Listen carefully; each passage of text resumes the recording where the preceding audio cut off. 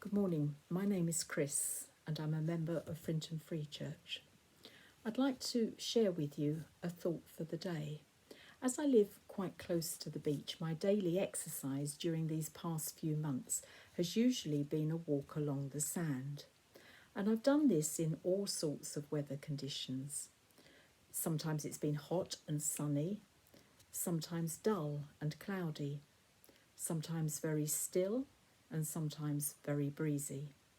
On one particular occasion, I recall that it wasn't just breezy, there was a howling gale blowing. And as I walked, I was fascinated by the way the sand was being blown across the beach. And I began to think about why only some of the sand blew. Why was the whole beach not blown away? And I realised that it was only the dry sand that was being blown in the wind. Where the sand was wet, then the grains were bound together and they didn't move. Sometimes believers can become very dry in their spiritual lives. And when that happens, it's at those times that we can get blown around and influenced by different ideas.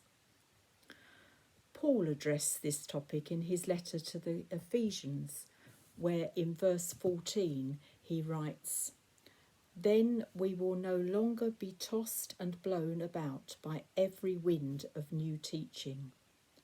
We will not be influenced when people try to trick us with lies so clever that they sound like the truth." So how can we make sure that our spiritual lives do not become dry? What will provide the water that keeps us from being influenced by unsound teaching? In the Message Bible, the verses I read are followed by more verses, which I think provide the answer. Paul writes, "We take our lead from Christ, who is the source of everything we do. He keeps us in step with each other. His very breath and blood flow through us, nourishing us so that we will grow up healthy in God and robust in love."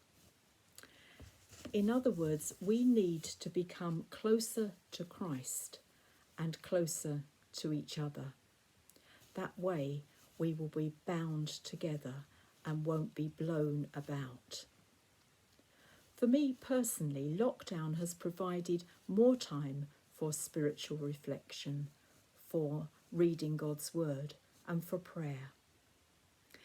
In many ways, it perhaps has been easier to draw closer to Christ during lockdown than it has to be closer to other people.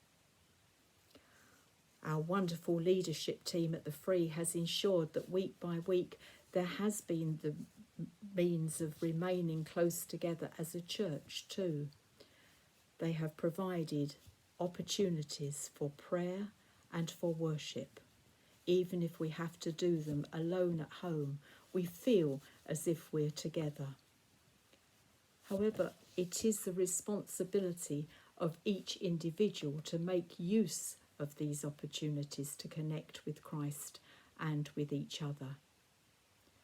So let us keep drawing closer and closer to Christ and to one another, so that our spiritual lives do not grow dry, but like the wet sand, our faith will be held firm. May God bless you all.